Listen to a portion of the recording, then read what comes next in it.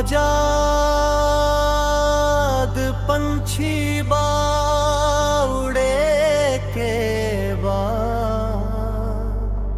जंजीर तोड़ आपन राह बनावे के बाद।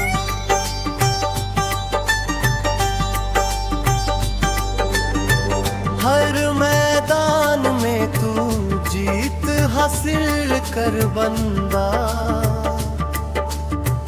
ऐसन हिम्मत दिखा जेकरा सामने सब रुक जाई।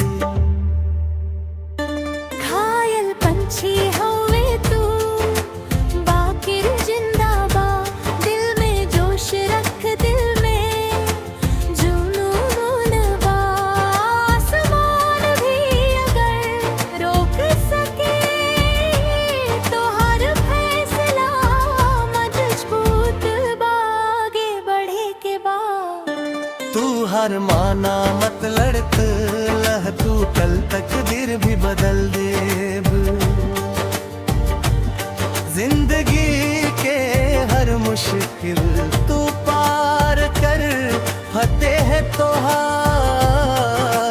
होई होई होई।